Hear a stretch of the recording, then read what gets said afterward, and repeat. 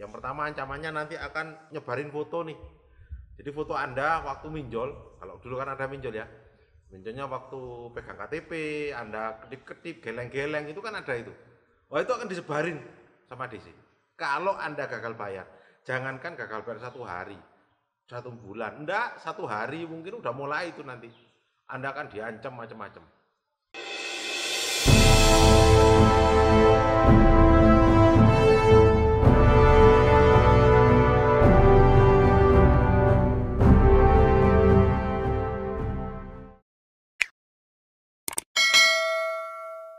Masih dengan saya di channel kita tercinta. Pada kesempatan kali ini masih bahasan saya tentang pinjaman online. Bagi Anda yang saat ini sedang gagal bayar atau takut untuk gagal bayar, mungkin saya akan berikan gambaran teror DC itu apa saja apabila kita gagal bayar. Kalau Anda belum dapat satu, ya mungkin akan dapat yang lainnya. Jadi gini, ketika Anda gagal bayar pinjaman online, ada beberapa teror DC, di mana Anda mungkin sudah dapat sebagian, mungkin ada juga yang belum. Pada video saya kali ini, saya akan sampaikan beberapa bentuk teror dari debt collector pinjol.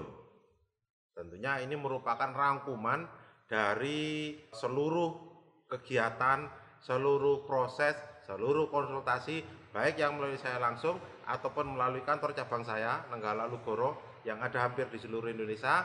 Kemudian juga ataupun melalui admin P2P. P2P itu apa?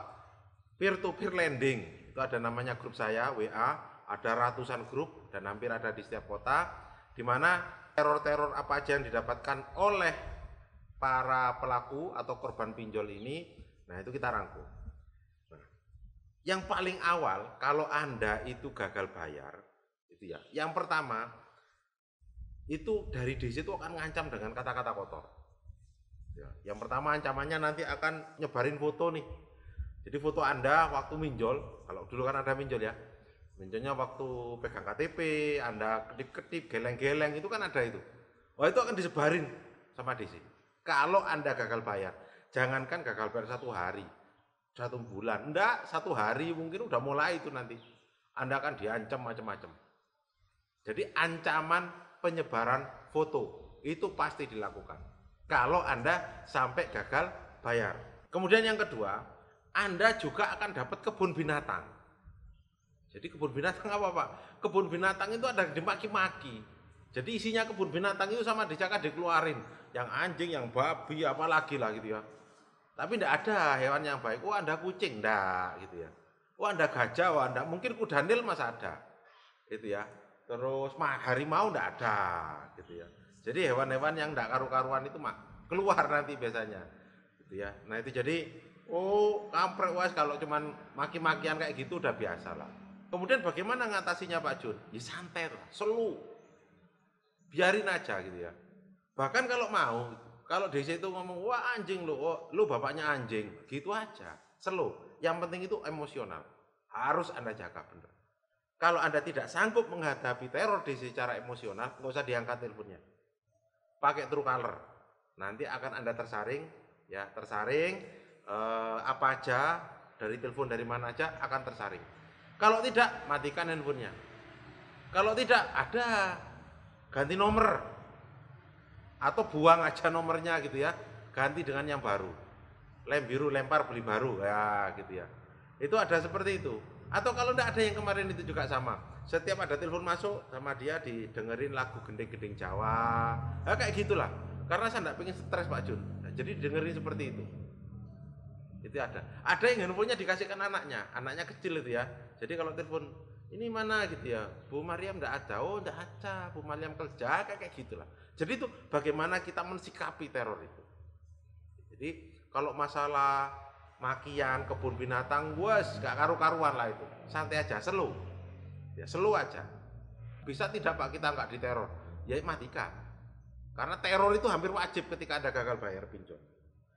Karena tugas dari debt collector itu membuat Anda, mental Anda itu down.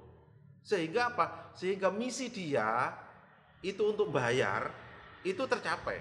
Jadi mental Anda down. Kemudian Anda dalam proses ketakutan. Nah kalau tidak Anda kuat, jadi contoh nih, saya kuat menghadapi teror, maka dia akan punya kontak dari handphone Anda.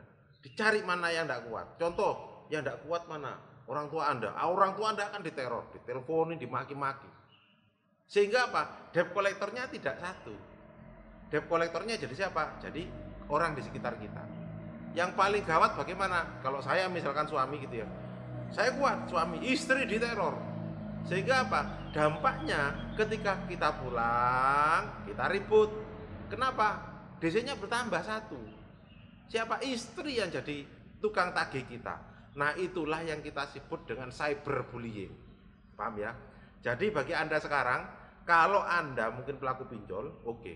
Tapi bagi Anda yang sekarang adalah orang yang tidak minjol tetapi menjadi korban dari cyberbullying, Anda diteror karena kontak-kontak Anda itu melakukan pinjol, tidak usah dilayani. Itu pesan saya. Karena apa? Semakin Anda layani, maka Anda juga akan kena teror, berdampak dan akan bergulir kemana-mana. Bahkan bisa jadi handphone Anda juga akan disadap juga sama aplikasi pinjol. Itu ya. Kemudian selanjutnya, nanti akan dari pihak DC pinjol itu akan apa ya, neror yang menyangkut pautkan kayak orang tua Anda akan diteror. Kemudian bahkan mencaci maki kayak wah, hal yang paling prinsip ke kita, contoh misalkan agama kita malu kan. Jadi kalau secara agama ataupun secara kayak suku, wah ini enggak bener, udah kanan keluar kiri, kiri masuk kanan, santai aja, selu. Orang nggak bayar utang tuh nggak lihat suku agama kok. Ya, orang Islam banyak nggak bayar utang. Agama apapun lah, klien saya agamanya apapun itu ya, bahkan yang tidak beragama pun ada. Itu sama juga nggak bayar utang, sama aja. Itu ya, jadi tidak melihat agama. Karena apa? Karena sebelum ada agama itu juga orang udah nggak bayar utang. Bahkan mungkin sebelum Islam itu datang ya sama. Orang juga udah nggak bayar utang. Makanya dalam Islam disampaikan bahwa utang itu wajib dibayar. Tetapi saya enggak. Pak Jun orang Islam, iya saya menyatakan untuk tidak bayar utang, tetapi dengan syarat dan ketentuan berlaku, tidak sekarang dan tidak segitu maksudnya. Itu prinsipnya. Tetapi satu lagi, kalau Anda punya uang, kenapa kok tidak sekarang? Karena Anda tidak punya duit. Kalau Anda punya duit tidak bayar utang, itu masalah. Jadi cara bayarnya juga, sampaikan aja. Ya. Kemudian selanjutnya, setelah lewat teror biasanya agama atau apa itu tes DC itu ya, neror juga sama. Jadi biasanya itu kata-katanya kotor, wes maki-makian lah. Jadi barangnya kayak lonte, kayak gitu, jual diri. Bahkan ada kemarin itu juga yang WA orang tuanya anaknya suruh jual diri, suruh jual ginjal, wes gak karu-karuan pokoknya. Yes kayak gitulah teror. Tetapi Anda nggak usah khawatir. Kenapa? Karena sudah banyak juga yang kena teror seperti ini. Jadi masyarakat Indonesia itu sebenarnya sudah tahu kalau ini masalahnya terornya kaitan dengan pinjaman online. Nggak usah khawatir Anda. Lama-lama teror seperti ini akan bikin terbiasa kok. Jadi orang-orang akan kebal. Teror seperti ini akibat pinjaman online itu akan menghafal orang-orang kok. Jadi jangan khawatir. Gitu ya. Jangan khawatir kalau Anda masih takut untuk gagal bayar, jangan khawatir. Temennya banyak kok. Nanti akan ada grup, Anda akan berteman di situ. Akan bertemu dengan orang-orang komunitas saya di mana juga sama-sama gagal bayar. Gak usah takut, temennya banyak. Jadi orang utang nggak bayar itu temennya banyak. Bahkan orang paling seneng kalau diajarin untuk nggak bayar utang, itu senang sekali gitu ya. Kenapa kok seperti itu Pak Junedi? Karena prinsip saya seperti itu. Saya ingin membebaskan masyarakat, rakyat Indonesia dari jeratan utang yang mencekik, yang tidak benar. Itu tugas saya, misi saya.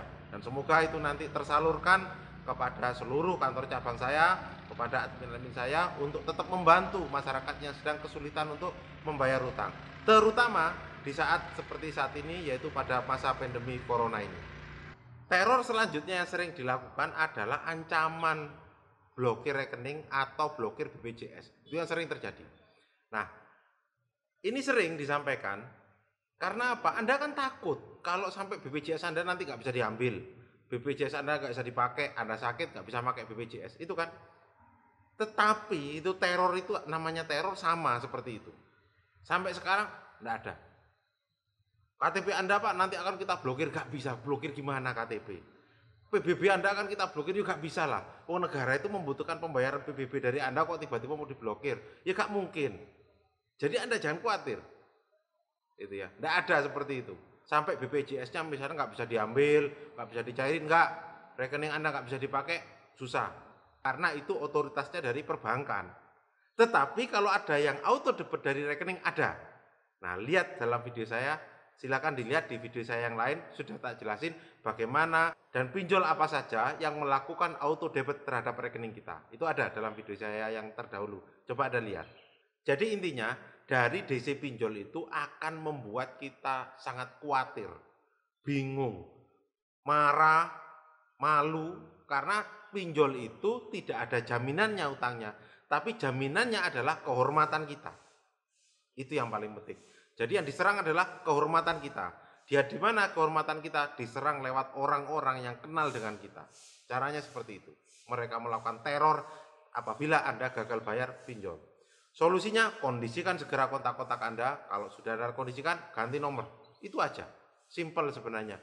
Tetapi Anda yang takut untuk melakukan itu. Pak, kalau ada yang cari saya bagaimana? Ya dikontak, ditelepon dong. Lalu ada lagi, yaitu Pak, saya sudah ganti nomor, tapi kenapa kok masih tahu? Biasanya ada seperti itu. Karena DC tanya kontak Anda, banyak kan? Nah, dia akan ngubungin, oh saya ini temannya ini, nomornya yang baru berapa? Sehingga DC dapat lagi nomor Anda. Jadi hati-hati, kondisikan kontak orang sekitar Anda saja. Kalau yang bisa Anda kondisikan 5 orang, cukup 5 orang. Anda kondisikan 10 orang, 10 orang, 20 orang, 20 orang. Yang lain gak usah dulu. Caranya seperti itu, biar sambil jalan nanti. Ya, oke. Semoga video ini bermanfaat untuk saya dan untuk Anda sekalian. Jangan lupa diklik, di subscribe, di komen, dan di share. Sehingga bermanfaat untuk orang banyak. Mungkin tidak hanya Anda yang membutuhkan video ini, tetapi orang-orang di sekitar Anda. Sehingga kalau Anda bagikan, mungkin juga bermanfaat untuk mereka. Karena orang yang nggak bayar utang itu banyak loh ternyata. Banyak, sangat banyak. Gitu ya. Dan mungkin mereka tidak tahu saya, sehingga mereka membutuhkan video ini untuk menimbulkan keberanian ya dalam menghadapi masalah-masalahnya. Terima kasih. Saya Wassalamualaikum warahmatullahi wabarakatuh.